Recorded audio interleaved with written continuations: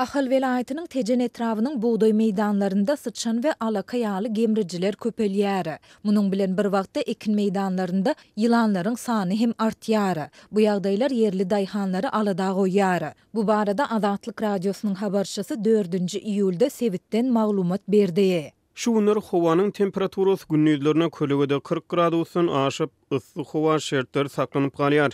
Dowam edýän gurukçylygyň arasyna şu ýyl ekin meydanlaryna sıçan alakayaly gemrejileriň sany ören köpeldi. Dip yerli kärenneçi daýhan gurrun berdi. Tejenli kärenneçileriň ençimesi anonim şertde habarçymyza beren maglumatynda gemrejileriň Tomus paslynyň başynda ýaýrap başlandygyny, ýöne yerli owa hojalyk resmiler tarapyndan çäre görülmändigini belleýär. Bu barada iýdigderli eden şikaýetlerimize garamazdan ziyanly gemrejilere garşy görüş ünsüden düşürildi. Owa hojalygynda gemrejilere garşy ulanylýan himiki serişdeleri satyn almagy pul serişdesiniň ýetmezçilik edýändigi sebäpli kärenneçi daýhanlar galla ekini üçin zerur bolan dökünler himiki serişdeler bilen dolu üpçün edilmedi diýip tejenli kärenneçi aýtdy. Türkmenistanda gallaçylar şertnama esasında döwletden kärendesini alan ekin meydanlarında buğday östürüp yetişdirýärler we onuň hasylyny döwletiň kesitlen bahasyndan döwlete satmagy borçlanýarlar. Öz gezeginde değişli döwlet edaralary ekerançylyk döwründe daýhanlary yeňillikle mineral dökünler bilen üpçün etmäge borçlanýar. Gemrejileriň hususanda alakalaryň köpelmegi buğdaýyň ösüşine ziýan ýetirip galla meydanlarında köp hasylyň ýitgi çekmegi dowam edýär diýip daýhan şöyle köp gallaçy kärenneçiniň maddi ziýan çekmegine garaşylýandygyny aýdýar. Häzirki wagtda Türkmenistanda galla orowy mövsümi dowam edýär. Galla orowuna Ahal, Lewap we Mary welaýetlerinde 7-nji iýunda, Balkan we Daşoz welaýetlerinde 14-nji iýunda girişildi. Türkmenistanda şu ýyl 690.000 hektar meydandan 1.400.000 tonna buğday hasylyny ýygnap almak gözeňinde tutulýar. Bu hasylyň 400.000 tonnasyny Ahal welaýetinden ýygnap almak meýilleşdirilýär. Bu ýurt boýunça iň uly görkezüjidir. Buğday meydanlarında gemrejileriň sanynyň artmagy owa hojalyk ýerlerinde ýylanlaryň sanynyň hem göz görtele köpelmegine getirdi. Esasan hem Türkmenistanyň günorta günwatarynda ýylanlaryň kepçebaş görnüşi hasda köpeldi. Ýylanlaryň beýleki görnüşiniň kepçebaş tarapyndan ýok edilmegi onuň bu görnüşiniň agdyklyk etmegine sebäp boldy diýip daýhan belledi. Onuň tasdiklamagyna görä daýhanlar bir tarapdan gemrejileriň galla hasylyna ziýan ýetirmegine aladalanýan bolsalar, beýleki tarapdan ekin meydanlaryndaky ýylanlaryň özleriniň saglygyny abandyrýan howpyndan howatyrlanýarlar. Kepçebaşyň iňen zäherlidigini gözeňine tutsaň insana ölüm howpunyň abanýanyny aňladýar. Şol sebäpden welaýetlerden işlemege gelen daýhanlar galla meydanlaryna işlemekden köpçülükleýin ýüze urup Sewiti terk edýärler. Bu bolsa galla hasylynyň hasy pes boljakdygyny aňladýar. Dip kärenneçi daýhan aýtdy. Azatlyk ýokarda beýan edilen ýagdaýlar barada değişli yerli häkimetlerden şol sanda Tejeniň owa hojalygy resmiýetlerinden tesbir alyp bilmedi. Şu günler Mary welaýatynyň Bayramaly we Garagum etraplaryna azyk harytlary satylýan hususy dukanlaryň ençemesine temäk önümleriniň ygtyýarnamasy sewdasyna garşy häkimetler tarapyndan görüş alınıp barlýar. Bu aralykda çilim sewdasynyň töweregindäki gymmatçylyk dowam edýär. Hukuk goraýjy edaralaryň şol sanda neşe serişdelerine garşy görüş gullugynyň işgärleri hususy azyk dukanlaryna aýlanýarlar we çilim satmagy ygtyýarnamasy bolmadyk telekeçilere çilim satmazlyk boýunça dil haty ýazdyryp gol oýdurýarlar. Olar çilim we beýleki temmäki önümlerini satmajakdygyma sizi ynandyrýaryn diýip dil haty berýärler. Diýip bir dukan ýesi anonim şertlerde Azatlyk radiosynyň habarçysyna gurrun berdi. Ýa-da soňky wagtlarda ýurdun dürli sewitlerine çilimiň bahasy birnäçesi ýokurlandy. Maý aýynyň soňky hepdesine günorta günüňor sewitde 150 manatdan satylan çilimiň bahasy birden 2 hesse gymmatlap 100 manada ýokurlandy. Şonuň bir aý töweregi soňra bu sewitiň käbir dukanlaryna çilimiň bir dänesiniň bahasy 7 manada, ýagny bir gutu çilimiň bahasy 140 manada çykdy. Käbir dukanlarda 200 manatdan satyldy. Şeýlelikde 2 aýdan gowrak wagtyň dowamyna çilimiň bahasy 4 hesse gymmatlady. Bu aralykda käbir döwlet dukanlarynyň dolandyrjylary temmäk sewdasynyň bir döwür rysgaly getirendigini aýdyp olaryň öz dukanlaryny arzan bahadan gaýtadan satylyp başlanmagyna umyt bildirýärler. Öňler döwlet dukanlarynyň öňüne nowata garaşylyp çilim satyn alynan döwürlerde çilim sewdasynyň adam başyna 2 utu bilen çäklendirilen döwürlerini her günne 10-12 blok ýagny 120 guty çilim alıp olardan peýda görerdik we bu önümleri hususy dukanlara satardyk. Çilim sewdasyndan gelýän girdejileri polis işgärleri bilen paýlaşardyk. Şol döwürler biziň üçin gaty arysgarly bolupdy. Diýip bir döwlet dukanynyň ýerli dolandyrjy sananym şertleri Azatlyk radiosynyň habarçysyna gurrun berdi. Çilim ýene-de döwlet dukanlaryna satylyp başlansa biz üçin hem kem bolmazdy. Bolmasa şu günler düşegin öňküler ýaly däl. Diýip ol sözüniň üstüne ýetirdi. Türkmenistan sagdyn durmuş ýerelgilerini durmuşa geçirmek tagallarynyň çäklerini 2025-nji ýyla çenli ýurdy temmäk önümlerinden aratsalamak nazarlaýar. Bu ugurda hökümet tarapyndan kabul edilen ýürüýte milli maksatnamalar hereket edýär. Ýöne Mara vilayatynyň Azatlyk radiosynyň habarçysy bilen gurrundaş bolan ýerli lukmanlar çilimiň bahasynyň ýygyderli ýokarlanmagynyň çilim keşleriň arasyna insan saglygyna has ziýanlykleriň döremegine ýol açyp biljekdigini alada bildirýärler. Adamlar çilim satyn alyp bilmeseler kädiniň we üzümüň çöpüni, üzärlik ýa-da dürlü görnüşli ösümlikleri guradyp çekip başlarlar.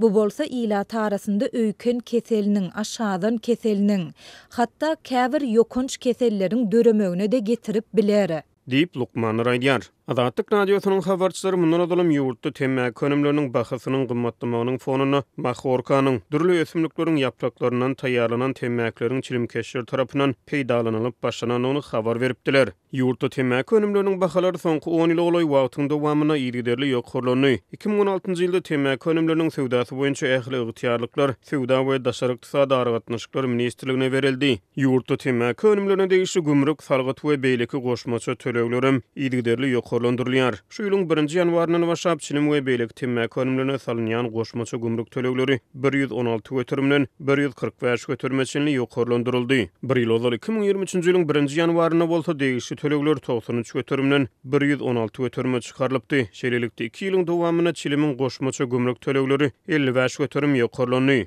Temmäk önümlerine garşy alınıp barylan görüşüň çäklerini Türkmenistanyň suw çiliminiň çekilmegi hem häkimetler tarapyndan çäklendirildi. Döwlet telewizionyasy geçen ýylyň iýun aýynda suw çilimine çekip düşen suratlaryny sosial ulgamlarda paýlaşan raýatlaryň özlerini ýazgyryan çykyşlaryny görkezdi. Azatlyk radiosynyň habarçysy bu şäherden soňra Günorta Sewitde suw çiliminiň diňe häkimet wekilleri, hukuk goraýjy edaralarynyň işgärleri tarapyndan çekilýän temmäk önümine öwürlenýäni habar berýär. Suw çilimi häzir hem bar. Diňe narhy gymmatlady. Kalyan çilimini diňe ýokary wezipeli işgärler we hukuk goraýjy edaralaryň işgärleri çekýärler.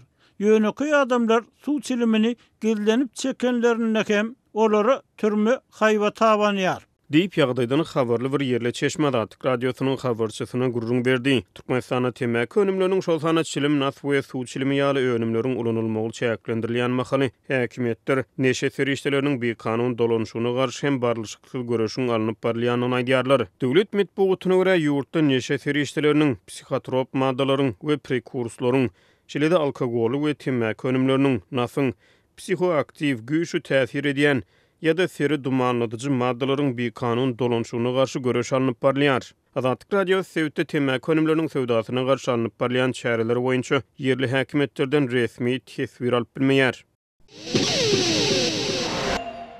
Hadar deňdiniň türkmen kenarynda ýerleşýän Awada syýahatçylyk zowlugynda diňjalş mövsümi dowam edýän mahaly içerki syýahatçylaryň transport kynçylyklary ýitileşýär. Türkmenistanda Awadaky mehmanhanalara ýollanma satyn almagy mejbur edilen büdjet işgärleriniň ençemesi ýurduň welaýatlerinden Türkmenbaşy şäherine göni uçar gatnawlarynyň ýokdugyny aýdyp näýilelik bildirýär.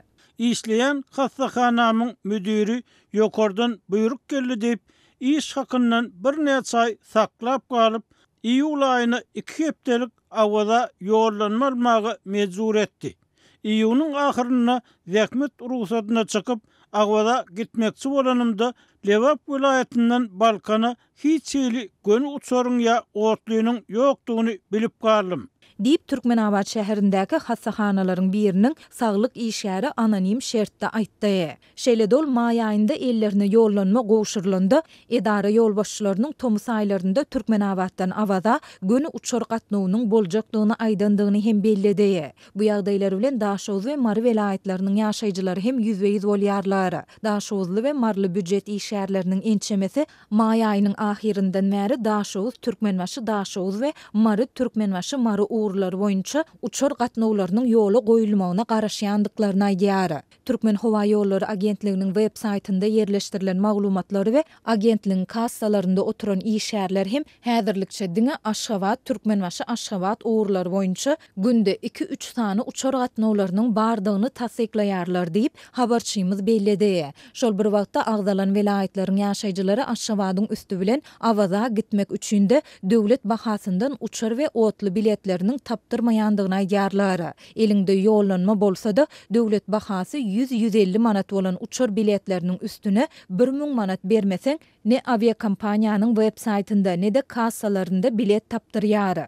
Netijede biz para berip ilki Aşgabada, soňra ýene para berip Türkmenbaşa bilet satyn almaly bolýarys. Bu ummasyz çykdyjy bolýar. Nädip ýyzyma aşjagym belli däl diýip Daşowzly hasapçy hünärmen anonim şertde aýtdy. Lewaply Daşowzly we Marly büdjet işgärleriniň ençemesi bu meseleni çözüp bermegi haýyş edip Türkmen Howa ýolları we Türkmen demir ýolları agentlikleriniň yerli edaralarına hat ýazandyklaryny, ýöne netije bolmandygyna aýdýar.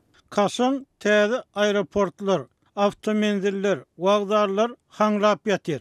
Raýatlaryň islegini minimal derejede bolsa-da ödäjek transport gatnawy ýola goýlanok. 30-35 ýyllap bejerilmedik çarkannak ýollarda yarım sutkolap, käte sutkolap, ul tewekkelçilikli taksi hyzmatyndan peýdalanmakdan başga çäremiz ýok. Dip efirde özünü Mergen ağa diýip tanıştyrmagy soran Marly ýaşaýjy aýtdy. Adatlyk bu ýagdaýlar barada agdalan agentlikleriň yerli edaralaryndan şeýle-de sewitleriň howa we demir ýol menzillerinden tesvir alyp bilmedi. Ukrainanyň paýtagtyndaky harby resmiler 4-nji ýylyň daň seher çağlaryny Kiyewi nişana alan Rus pilosu uçurlarynyň täze torkunlarynyň öňüni alanlyklaryny aýtdylar. Günnegorda ýüzlerçe kilometr uzaklykda ýerleşýän Ulur şäheriniň ýaşaýjylary bolsa, bir hepdeden hem az wagt içinde urulan 3-nji zarbadan ýogulanlaryň ýasyny tutýanlyklaryny habar berdiler. Kiyewiň harby administrasiýasynyň başlygy Serhiy Popko Telegramda pilosu uçurlaryň dürli tarapdan gelenligini, emma ýekeji uçuryň hem Kiyewiň ödüne gelip etmänligini aýtdy. Partlama sesleri şäherde ir saat 4'te berilen howa duýduruşlaryndan soň eşdildi. Ýöne Popko şäherdäki durmuş akymynyň umuman bozulmanlygyny aýtdy. Ukraina goşuny 3-nji, 4-nji ýyl gijesi merkezi we demirgazyk sewitlerde Ruslaryň uçuran 22 sany hüjüm dronunyň 21-sini urup gaçyranlygyny aýtdy. Şu aralykda merkezi Dnipro şäherindäki harby dolanlar şukurlugynyň başlygynyň aýtmagyna görä, Orsiýetiň bu şähere 3-nji ýylda uran zarbalar netijesinde ölenleriň sany 6 adama ýetdi. Şeýle de ol 30-dan gowrak adamyň yaralananlygyny aýtdy. Dnipro şäheriniň häkimi Boris Filatov uruşdan öň 1 million çemesi ilaty bolan Dnipro şäherine 5 gün içinde edilen 3-nji hüjümden soň 4-nji ýyly ýaz gününi elan etdi. Şeýle de bu zarbalar Prezident Volodymyr Zelenskiýiň yaranlardan has ösen howa gorunç ulgamlary we uda garylga ýetýän ýaraglary iýermek barada edýän haýyşlaryny gaýtaramagyna sebäp boldy. Zelenski 3-nji ýylda söwüş meýdanynaky ýagdaýyň petik diýilip häsiýetlendirilmegini ret etdi we soňky aýlarda Ukrainanyň söwüşlerdäki adam kuwwatynyň güýçlenenligini, ýöne gurarlary we entek gelip ýetişmedik ýaraglara mätäçdigini aýtdy. Aktam 3-nji ýylda Ukraina üçin ýene de 2,13 milliard dollarlyk harby kömek bukçasyny elan edenden soň Zelenski Amerikan resmilerine minnetdarlyk bildirdi we biz Abbasanyň